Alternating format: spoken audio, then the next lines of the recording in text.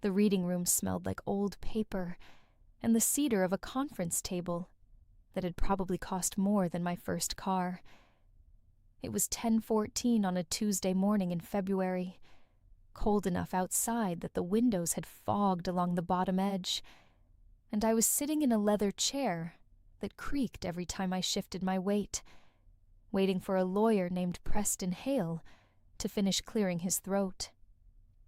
"To my daughter Bianca," he read, "I leave the entirety of the Whitfield Hardware Distribution Company, the Aspen property, and the remaining trust accounts, totaling $6,900,000.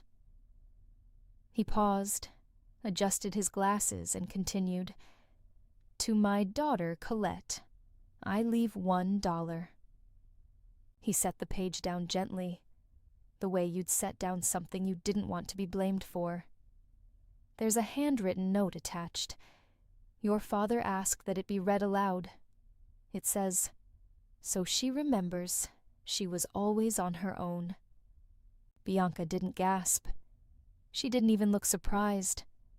She reached over and squeezed her husband's hand under the table, like she'd been expecting this for years, and was simply relieved it had finally, formally, arrived. I didn't say anything. I picked up the single dollar bill sitting in a small manila envelope in front of me, folded it once, and put it in my coat pocket. But here's what none of them knew. Sitting in that warm, cedar-paneled room, congratulating themselves on a fortune, my father had written a second letter 4 months before he died, and Preston Hale had never filed it. "Welcome back to Home of Secrets. I'm Colette, 41, a forensic accountant from Denver, Colorado. This is the story of how my father left me a single dollar in his will, and how a document his own attorney buried ended up being worth $6 million more than that. If you've ever been written out of your own family's story, stay with me. Drop a comment and subscribe, because the real will hasn't even been read yet. I was 9 when my father first took me to the warehouse. Whitfield Hardware Distribution had been his father's business before it was his, a mid-sized operation supplying tools and fasteners to contractors across 3 states. And I remember standing in the loading dock in a coat too big for me, watching him argue with a supplier over a shipment of drill bits that had come in defective. He negotiated a full credit. I thought it was the most impressive thing I'd ever seen a person do. Bianca, 4 years younger, never came to the warehouse. She had dance and horseback riding, and a phase involving competitive baking that cost my parents, by my own later accounting, upward of $22,000 across 3 years in lessons, ingredients, and entry fees for competitions she rarely placed in. Nobody minded the cost. My mother called it investing in Bianca's confidence. When I graduated valedictorian of my high school class, my father shook my hand and said, "Good. Now you can help me with the books this summer."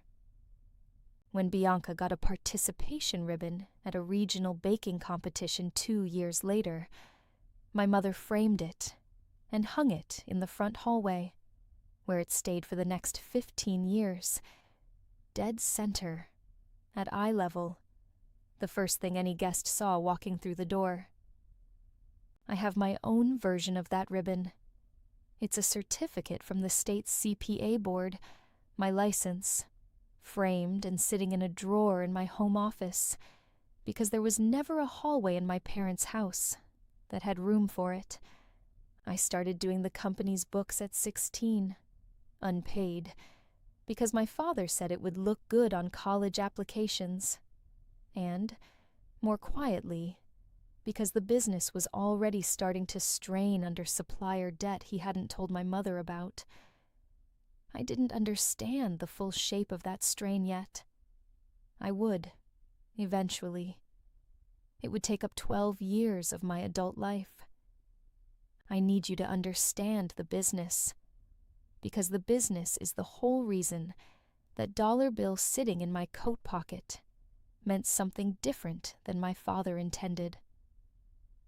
Whitfield Hardware nearly folded when I was 29. A regional competitor undercut pricing on bulk fasteners. 2 major contractor accounts left within the same quarter. And my father, already 61, and unwilling to modernize the inventory systems the way I'd suggested for years, was staring down a default on a $180,000 line of credit. He called me, not Bianca. Bianca was 25 at the time, working part-time at a boutique and living in an apartment my parents still covered half the rent on Diaz, and asked if I could look at the numbers. I looked at the numbers. Then I wrote a check for $40,000 of my own savings to cover the immediate shortfall, structured as a loan on paper, though we both understood, without saying it, that I didn't expect to see that money again anytime soon. That was the first check. Over the next 12 years, I restructured the company's debt twice, personally guaranteed a $95,000 equipment loan when no bank would extend credit to my father directly anymore, and quietly forgave 3 separate loans, totaling $67,000, that had technically been logged as intercompany debt on paper, I alone maintained. I took a reduced rate on the bookkeeping and advisory work I did for the business for years, effectively donating an estimated $58,000 in unbilled hours, because charging my own father market rate felt, at the time, like something a stranger would do. By the time my father's health started declining, 5 years ago, the running total, the initial rescue loan, the equipment guarantee, the forgiven debt, and the unbilled advisory hours came to $340,000 even. I have every invoice. I have every wire transfer confirmation. I built the spreadsheet the same year I made the first loan, because some habits are professional reflex, not sentiment. Bianca never knew any of this. My parents made sure of that. At a family Christmas 6 years ago, my mother told my Aunt Ruth, "No relation to the bookkeeper I'll introduce you to shortly, just a coincidence of names," that the business was finally stable. Thank goodness. Your Uncle Harold really turned it around himself. I was standing 4 feet away, holding a plate of appetizers, and I said nothing, because saying something would have meant explaining 12 years of numbers to a room that had already decided which daughter got credit for stability and which one got credit for being good with money, as if that were a separate, lesser thing. At my father's 70th birthday dinner, a cousin asked what I did for a living, and my mother answered for me. Colette does the taxes and things. Bianca's the one really running point on Dad's legacy now, learning the business. Bianca had, at that point, worked a total of 11 months at the company, in a marketing role I'd advocated to create for her, because I thought giving her something real to do might finally even things out between us. It didn't. It just gave my parents a new sentence to say about her. I want to pause here and tell you something, because this is where the story usually loses people who haven't lived it. I wasn't keeping that spreadsheet because I expected repayment. I kept it because somewhere in me, I think I already suspected I'd need it someday. The way you keep a fire extinguisher you hope to never use. My father died in November, 73 years old, congestive heart failure, 6 days in the hospital that I spent almost entirely in a chair beside his bed while Bianca flew in for the final 36 hours. The will reading was scheduled for February, delayed by the estate attorney's own scheduling conflicts, which gave everyone 3 months to sit with expectations before the actual numbers arrived. I walked into Preston Hale's office, assuming reasonably that the business, which I had personally kept alive for 12 years, would be divided with at least some acknowledgement of that fact. I did not expect equal treatment. I expected something. What I got was $6,900,000 for Bianca and a single dollar for me, with a note asking that it be read aloud specifically so I would hear, in that room, in front of Bianca and her husband and Preston Hale himself, that I had always been on my own. Nobody in that room said anything on my behalf. Not Preston, who simply moved on to the next clause. Not Bianca, who I watched compose her face into something politely sympathetic, while her hand stayed locked with her husband's under the table. Not my mother, who wasn't present, but who I later learned had reviewed and approved every word of that note before my father's death. I stood up when the reading concluded. I thanked Preston for his time. I told Bianca I was glad she'd be taken care of. Then I left the building, walked to my car in the parking garage, and sat there for 6 minutes before starting the engine. I didn't cry. I opened the manila envelope, looked at the dollar bill once, folded it, and put it in my coat pocket, the way you'd file something you weren't done with yet. Here's where the accountant in me took over, because that's the only part of me built to withstand a moment like that intact. I didn't call anyone that week. I didn't post anything. Instead, I opened the file I'd maintained for 12 years. The loans, the guarantees, the forgiven debt, the unbilled hours, and I reconciled it one final time against my father's estate documents, the same way I'd reconcile any closing balance sheet before signing off on it. Every entry matched. $340,000, documented, time-stamped, verifiable. I also did something else, something purely procedural. I contacted the equipment financing company, whose loan I'd personally guaranteed and confirmed, in writing, that my guarantee had never been formally released, meaning that legally, if the business defaulted under Bianca's new ownership, I could still be on the hook for a $41,000 remaining balance on debt tied to a company I now had zero equity in. I flagged this to my own attorney immediately, not out of spite, but because letting a live financial liability sit unaddressed is not something I know how to do, professionally or otherwise. I want to be honest. There was no rage in this. There was only the quiet, procedural discomfort of realizing that the people who'd cut me out of an inheritance had, in their haste, also left a $41,000 loose thread with my name on it. That felt less like an insult and more like an oversight. Oversights, in my line of work, are where the real story usually is.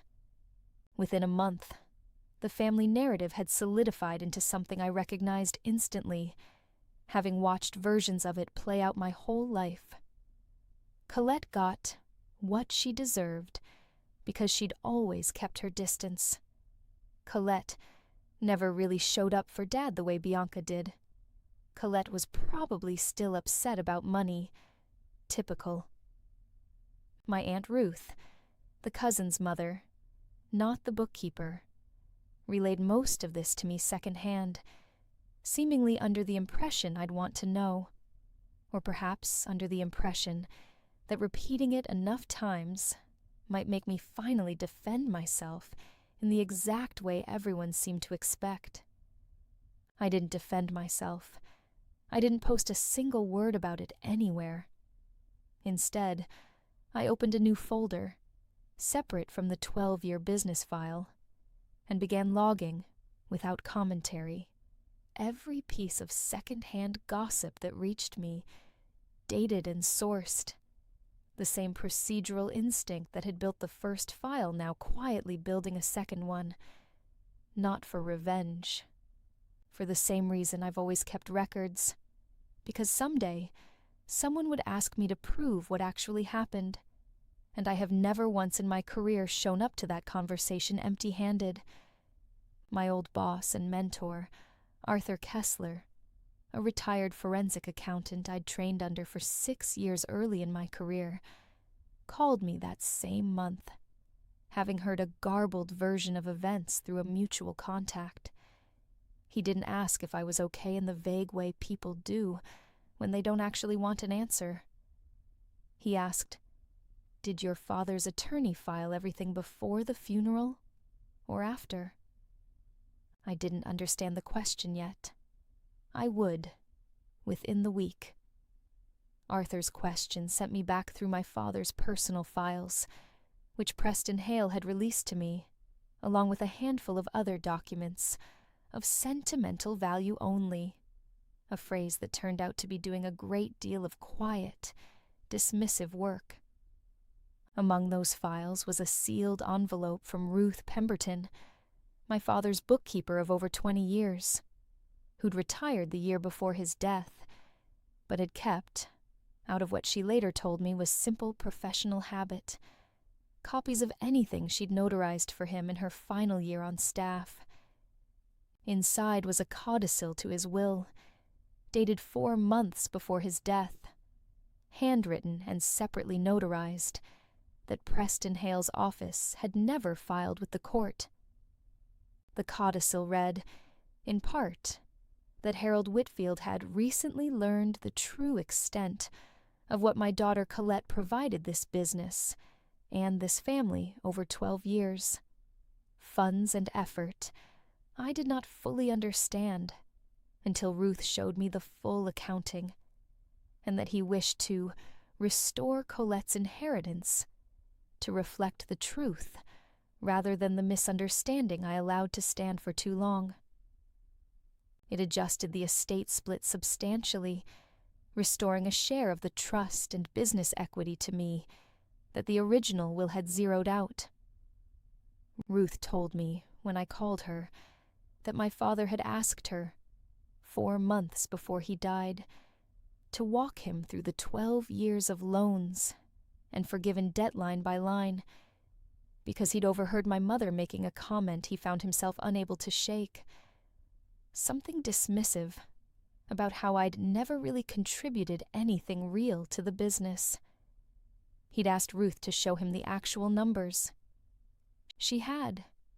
He'd cried, she said, sitting in his study, and asked her to help him fix it before he ran out of time. He hadn't run out of time to write it.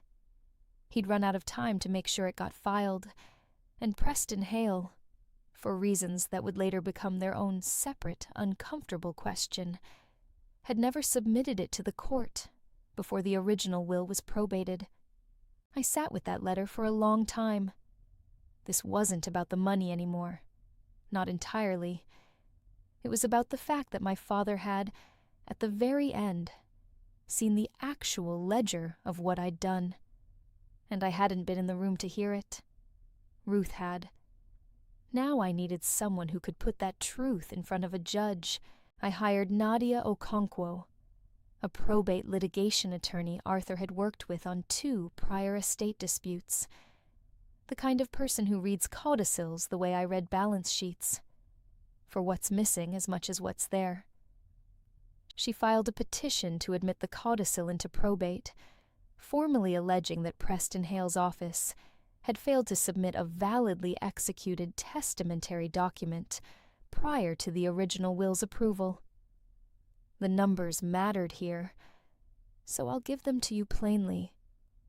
The codicil restored to me 40% equity in Whitfield Hardware Distribution, a $1.2 million trust disbursement, and formal release of my $41,000 equipment guarantee liability, effective retroactively.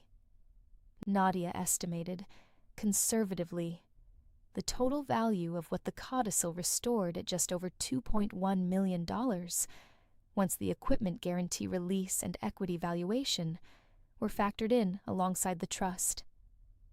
Bianca's husband called me twice in the 2 weeks after the petition was filed. The first call was polite, almost conciliatory, suggesting we sit down as a family and work this out privately. No need for lawyers. The second call, 4 days later, when it became clear I wasn't going to withdraw the petition, was less polite. A comment about how I'd always resented Bianca and was using Dad's death to get what I never earned. I let him finish. Then I said, "I have 12 years of invoices that say otherwise. I'll see you at the hearing," and ended the call. Ruth agreed to testify to the codicil's authenticity and the circumstances of its drafting. Nadia deposed Preston Hale directly, on the record, about why the document had never been filed. His answer, transcribed and entered into the case record, was that he'd considered the codicil informal and had been waiting on further instruction from my mother before submitting it. Instruction that, the transcript made clear, never came, because my mother had reviewed the codicil after my father's death and, in Ruth's words, decided it would be easier for everyone if it just disappeared. The probate hearing was rescheduled to a Thursday morning in May, in a county courthouse conference room considerably less warm and cedar-paneled than Preston Hale's office had been. Bianca arrived with her husband, visibly expecting, based on what her own attorney had apparently told her, a quick procedural dismissal of what they'd characterized as a meritless late filing. It was not a quick dismissal. Nadia walked the judge through the codicil, Ruth's notarized copy, the timeline of my father's final months, and the 12-year financial record underlying the whole dispute. Every invoice, every wire transfer, every forgiven loan, entered as exhibits, page after page of the exact documentation I'd built not knowing, at the time, that I was building it for this room. Ruth testified next, calm and precise, describing the afternoon my father asked her to walk him through the ledger, and the moment he'd said, in her recollection, "I let Doreen tell me a story instead of asking to see the numbers myself. I don't want to die having believed the story." I watched Bianca's face change while Ruth spoke. Not anger. Something closer to a slow, unwilling recognition, like watching someone do long division for the first time on a number they'd always assumed was rounder than it actually was. When it was my turn, I didn't raise my voice. I laid out the 12 years the way I'd lay out any audit finding, plainly, sequentially, without embellishment. "I'm not here because I resent my sister," I said. "I'm here because my father, at the end of his life, asked to see the truth. And the truth is that I kept this business solvent for over a decade, while everyone in this family, including him for most of that time, told a different story about where that stability came from. He tried to correct the record. I'm just finishing what he started." Bianca's husband, sitting beside her, muttered something under his breath. This is exactly what she always does, make everything about the money. Just loud enough for the judge's clerk to glance over. Bianca didn't echo it. She sat very still, and when the judge asked if the estate had any final objection to the codicil's admission, she was the one who answered, quietly, "No, Your Honor. Admit it." The judge admitted the codicil in full. The estate was reallocated according to its terms within 4 months. My 40% equity in Whitfield Hardware Distribution restored, the $1.2 million trust disbursement released, and my equipment guarantee formally discharged, closing out the $41,000 liability that had been quietly sitting against my name. Preston Hale's handling of the matter triggered a separate complaint to the state bar, filed independently by Nadia on procedural grounds. As of this recording, that complaint remains under review, with his firm having already lost 2 other clients who heard about the case through the courthouse rumor mill that, it turns out, moves just as fast as any family group chat. My mother's relationship with both of her daughters changed permanently, though not in the direction she likely expected. Bianca, to her credit, called me 2 weeks after the hearing and asked, for the first time in either of our adult lives, to see the actual 12-year ledger herself, page by page. We sat at my kitchen table for 3 hours. She cried twice. I didn't, because by then I'd already done my crying alone, in a parking garage months earlier. As for the business, Bianca and I now co-own it, an arrangement neither of us anticipated, but one that, 6 months in, is functioning better than either version of the will my father left behind. I kept that original dollar bill. It's framed now, in my home office, next to my CPA license. Not as a wound, but as a closing balance, the first entry in a ledger that eventually, finally, reconciled .S been a year since the hearing. Bianca and I run quarterly reviews of the business together now, something our father never once asked either of us to do jointly while he was alive. My mother and I speak rarely and carefully when we do. I've made peace with the shape that's taken. An inheritance was never really the point, not by the end. The point was 12 years of quiet, unacknowledged work, almost getting erased by a single handwritten sentence, and a father who in his last months chose to go looking for the truth instead of settling for the story that had been easiest to believe. Family isn't the people who write your name into a will. It's the people who, eventually, go back and check the math. If you've ever been the one carrying the weight while someone else got the credit, you already know that the truth doesn't disappear just because it goes unfiled for a while. It waits. Sometimes it waits in a drawer for 4 months.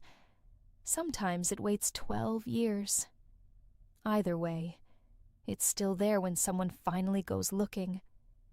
If this one hit close to home, share it with someone who's ever been left the dollar instead of the credit they earned. Drop a comment and tell me what you would have done in that reading room. And if you haven't already, subscribe. There's more where this came from.